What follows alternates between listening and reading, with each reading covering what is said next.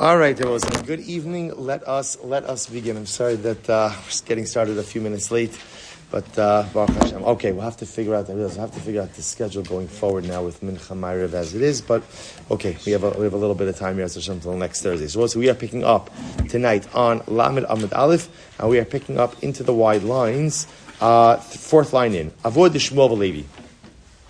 Right, so the father of Shmuel and Levi, Havi Mekadmi Umatzli. Ultimately, again, so also when he had to go out into the travel, ultimately, again, he would go ahead and daven early. In other words, we daven Shmona Esrei early. And when the Zman for Kriyas Shema would come, he would go ahead and recite Shema. So the Gemara says, Kiman, whose opinion, and ours, who is he doing this in accordance with? Kiman, Kiha Tana Disanya Hishkim Lotzeis Laderech. If a person had to travel early, Mevian Lo Shofar V'Tokea, Lulav Umina Anea, Megillah V'Koreba. So we'll say this is reflective of another opinion that exists within Shas, that in general, when a person has to go ahead and leave early, excuse me, person has to go ahead and leave on a trip early, and there are mitzvahs that he has to perform. The halacha is that he goes in and can perform the mitzvah earlier, even though he's leaving very early in the morning. And when the Zman for Kriyas Shema comes, ultimately, then you can say Shema. So just to give a little bit of context over here, the Gemara really is talking about a situation where a person is leaving after Alos. A person is leaving after dawn. So technically speaking, dawn is technically still a bit too early for Kriyas Shema. So the idea, but technically speaking, one could recite Shmona Esrei already after dawn. So in these type of situations, because Shmona Esrei requires a bit more kavanah, and because ideally Shmona Esrei requires you to stand. So therefore, you could daven Shmona Esrei very early, and then when the Zman for Kriyas Shema comes, you could recite Shema then. Hishkim leishe bakarna b'svina. What happens if you got up early because you're traveling by wagon or by boat? Mispalel. So you daven Shmona Esrei. Kishemagia Zman Kriyas Shema korei. And when the Zman for Kriyas Shema comes, you go ahead and recite it then. Rabbi Shimon Elazar Omer benkach ubenkach. So this is interesting. So all of these previous opinions are predicated on this idea that you could split up Shema and Shmona Esrei. Rabbi Shimon Elazar says no. There is a mandate to dafka go ahead and recite and juxtapose Shema to Shmona Esrei, what we call smichas geula l'tfila, to juxtapose the bracha of Gal Yisrael to Shmona Esrei. So remember again, we learned this earlier in the Masechta, that the idea of the theological concept of juxtaposition of Geula Tefillah of Gal Yisrael to Shmona Esrei, the logic of that is ultimately again to go ahead and Gal Yisrael represents the idea that we believe in the fact that HaKadosh Baruch Hu is the historical Redeemer. Shmona Esrei represents, again, a tefillah asking HaKadosh Baruch Hu for all of our contemporary needs. So a person who juxtaposes Geula, which represents God's role as the historical Redeemer, to Shmona Esrei, which is when I call upon HaKadosh Baruch Hu to go ahead and be my contemporary Redeemer. That is a very powerful combination. So the Gemara said, so what are they arguing about? Mar savar tefillah mu'umad adif, umar savar mismacht gula tefillah adif. So I will say this is interesting. The machlokes is the following. What's better? Is it better to daven Shmona Esrei standing up, even though what? You will not juxtapose it to Shema? Or is it better to juxtapose Shema, Geula, to tefillah, and recite both of them sitting down? That's the fundamental shaila. That's the machlokes. So again, I will say, and you can see both sides. On one hand, saying Shmona Esrei standing up, the pashtus would provide a person with a heightened level of kavanah, but you're missing out on smichas geula tefillah. On the other hand, going ahead and being samik geula tefillah is incredible, but you may be missing out on the opportunity to daven Shmona Esrei in the ideal fashion. It's very interesting. Mareimar Marzutra havi michtifi be'asar b'shabsa derigla umatzlu v'hadir nafki lepirkab. So we'll say it's very interesting. Mareimar and Marzutra. So we'll say on the Shabbos before the Regel. So take a look at Rashi for just a moment. You see Rashi b'Shabbos the Rigla. It's right across from Tosfos Avuha. So he writes over here, Shelifnei Pesach va'atzeres v'Sukkis, u'Mareimar be'iro, u'Marzutra be'iro havu hadar shonim. V'Shachris hayu. So let's listen to this. On the Shabbos before Pesach, Shavuos, and Sukkis, the Mareimar and Marzutra would go ahead and give a drasha. Now, how did the drasha work? It's actually very interesting. How did the drasha? So, in other words, when we say the drasha, they were teaching the halachas of Yom Tov. That was really happening over here. So, how would they teach the halachas of Yom Tov? So, it's actually very interesting. So, he says as follows: "V'shachris," meaning Rashi, "V'shachris hayu ha'am holchem lebeis hamedrash." So this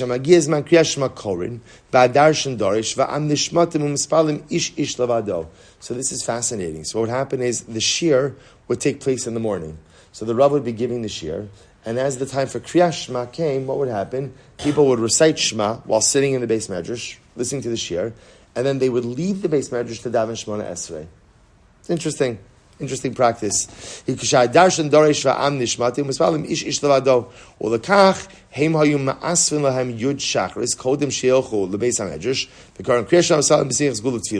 Merema and Marazusha did something interesting.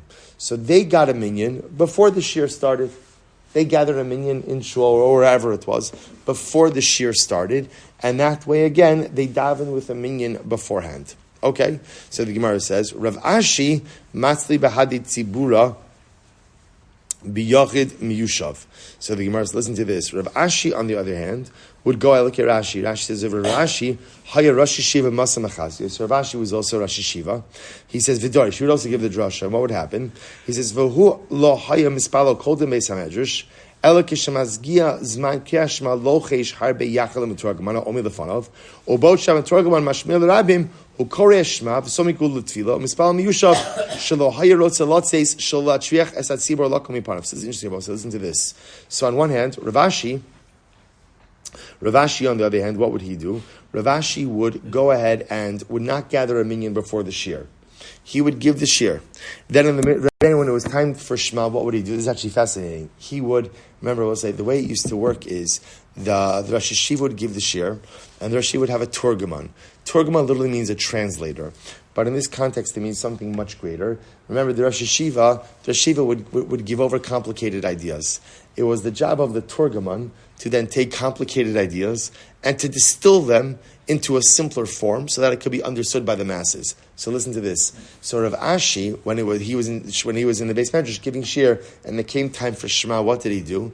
He gave the turgaman a large chunk of information that essentially would keep the turgaman busy for a while.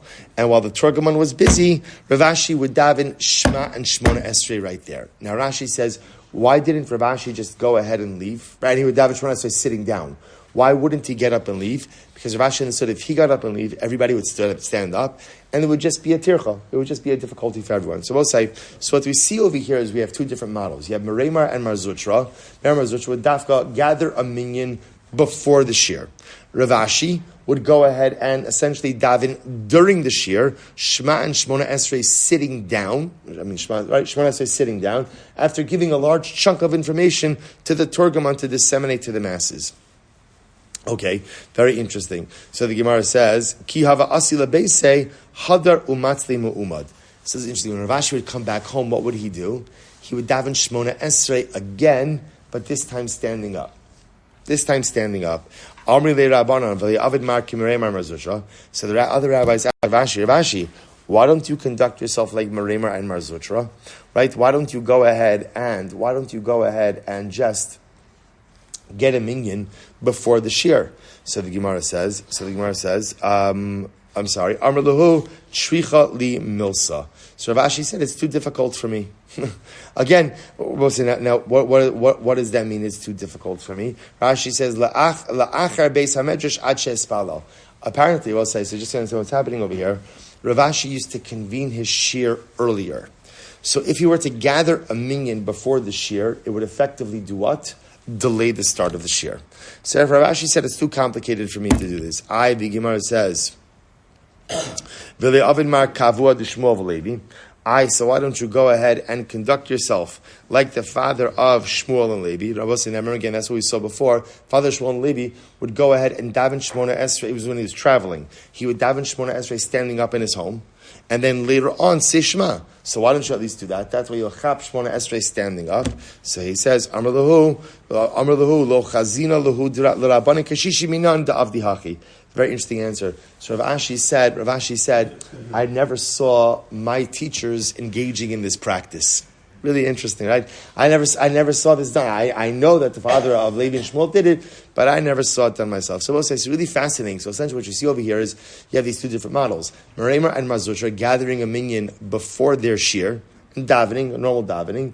Ravashi, starting his shir earlier, gives a big piece of information to the Torgamon, and while that's happening, davens Shema and Shmona Esrei sitting down, and then when he gets home later on, he goes ahead and he davened again. And I must say, what's interesting, what's underlying a lot of this, I just point out, is something really interesting, which is that this tension almost that you see between tefillah and Torah. Right, because that's what's unfolding over here. It's almost like, in other words, Saravashi, start the shir later. Right, what's the big deal? How long does davening take? So just start, it's Shabbos, maybe it's a little bit longer. First you just have to do Shachris, you don't have to do Musaf, start later on. But you begin to see something that you see this reluctance to go ahead and kind of eat into the time of Torah. It's just this interesting tension. I think I will say, even personally, a lot of times we struggle with this. A lot of times in life, it's interesting how the pendulum kind of swings both ways. Sometimes in life, I'm very connected to davening, and davening gives me a high even greater than Torah. And then there are other times in life where davening does very little for me. But the truth is, where I get my gishmak, where I really go ahead and really feel a sense of connection is learning. So you see, they both have both of these spiritual processes possess a tremendous amount of energy. And the shaila just is really what you see the tension is which one takes precedence. Now, what I will also mention is, remember, these cases are a little bit different. Why? Because this is what we call Talmud Torah Dirabim, Torah learning of the masses.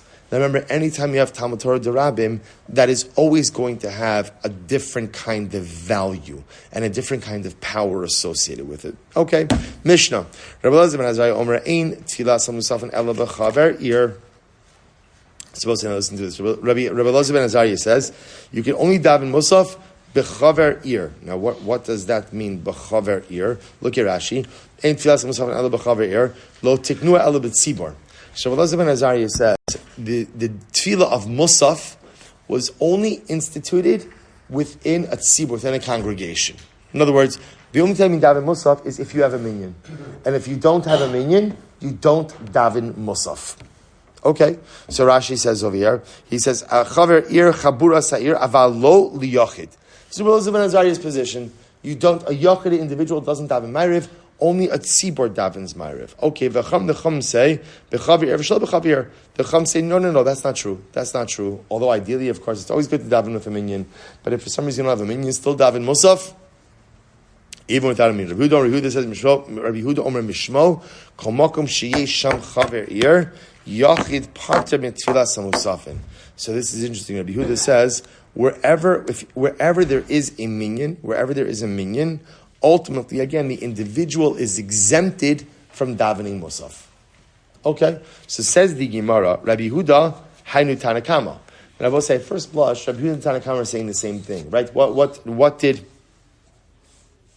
Right? Rabbi Yehuda and the Tanakama are saying the same thing, right? Because remember again, good. Rabbi Yehuda, right? Rabbi Yehuda, Hainu Tanakama, Ika Beinayu, so what's the nafkamina between them? Yochid Shalo B'Chaver Ir.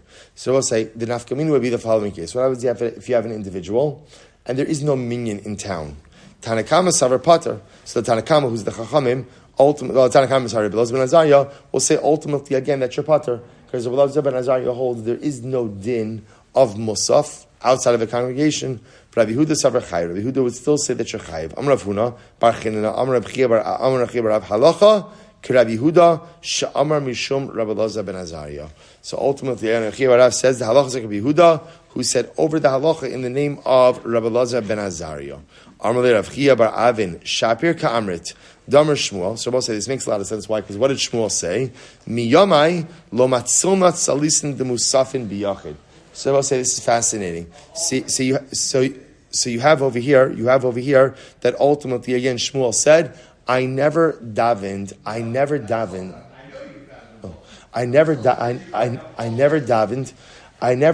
Musaf without a minyan. I never davened Musaf without a minyan. So the Gemara says, Amud Beis, Rabbi say, Amud Beis, benarda. I'm sorry. Let me read that sentence the whole way. So the Amar Shmuel miyomai lo matzilna talusa de musafin biyachid benarda. I never davened musaf on my own. Lebar me'ahu yoma the asa pulmusa de malka lemasa v'atridu rabbanan v'lo tzalo v'tzali li biyachid. So this is interesting. So Shmuel said, I never davened. I will say, so just follow the progression over here. Right? So you have Rabbi Chia bar Rav saying that halacha follows Rabbi Elazar ben Azariah. Rabbi Elazar ben Azariah was the first opinion of the Mishnah who said that musaf only takes place in the context of a tzibur.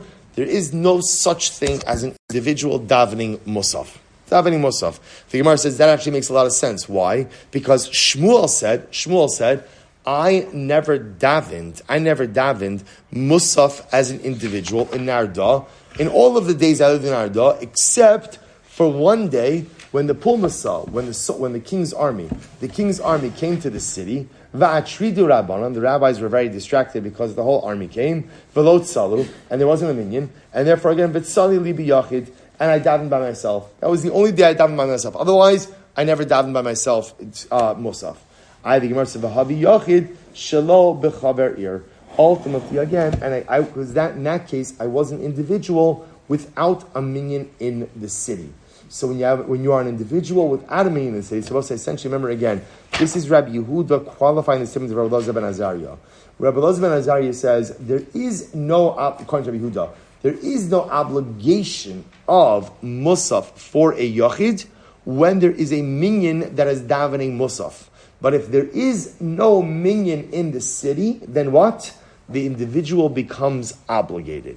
As Shmuel said, I never davened musaf as an individual, except for the one day that the king's army came to town. The rabbis were distracted. There wasn't a minyan. And therefore, again, because there wasn't a minyan, I, as an individual, had an obligation to go ahead and daven musaf. Interesting. I was saying, we have to, yeah. So he's saying, right. if he was sick, so he didn't go to shul, he can't daven because there is a minyan in town. That is correct. Essentially, what he's saying is the presence of a minyan precludes the individual from davening by himself. The only time an individual davens by himself is if there is no minyan in town. Yeah. Now I will say, now what we haven't discussed is why is Musaf unique like that? Why does that concept apply to Musaf? All right, we'll have to Meretz Hashem pick this up on Monday. So we'll pick up on Monday again. We'll finish off the sugya, finish the parak Meretz Hashem. Shkoyach. Sorry that we got a couple of minutes of a late start over here. All right. So this is a whole discussion. So certainly during the times of the